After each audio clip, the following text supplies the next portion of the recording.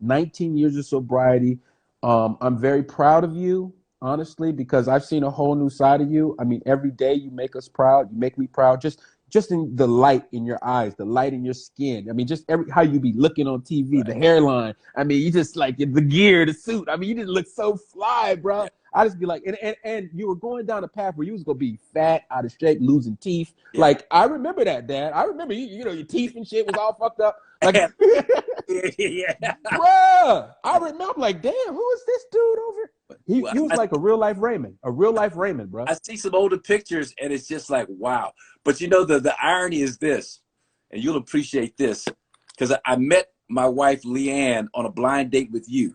Oh shit. You were dating a friend of hers up in Seattle. That was the first time that we met, Leanne and I. And Leanne is Native American and could drink like the A stereotypical, Native American. like they talk about. Okay. You know, so I thought this was like the greatest gift that God could have sent. This beautiful. I'm 41, going through 25.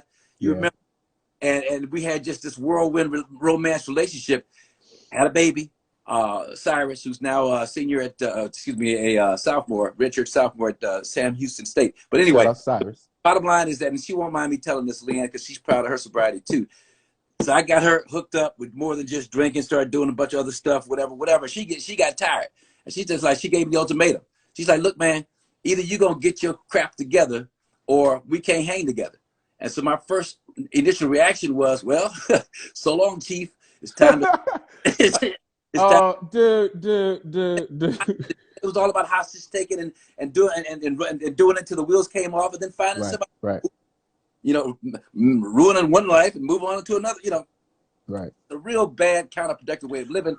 But something, I went to support her when she was she went through treatment in Seattle, and I went to support her at a family day just to support her. Not to, she got sober March 19th. She'll be 19 March 19th. I'll be sober 19 years March. That's awesome, man. April 15th. So I went to support her where she was, and I heard this guy talking, Chris, this old white guy that looked like he looked like Wilford Brimley, this old white guy with the big bushy mustache and stocky with the suspenders and the plaid shirt. But he was talking about how he had gotten sober at 46 years old. He was in his 60s. He had been sober 23 years, and it was the best 23 years of his life. I was 40 at that moment, and when I heard him speak, I was just like, well, maybe there's a chance for me.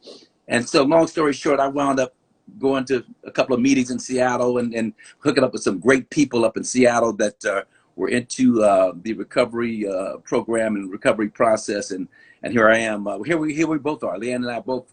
And it used to piss me off because she'd always pull rank. We'd have an argument. She said, well, I've been sober 3 weeks longer than you have. Come on. I've been sober That's dope. longer than you have. You got to listen to me. Like, That's what? dope.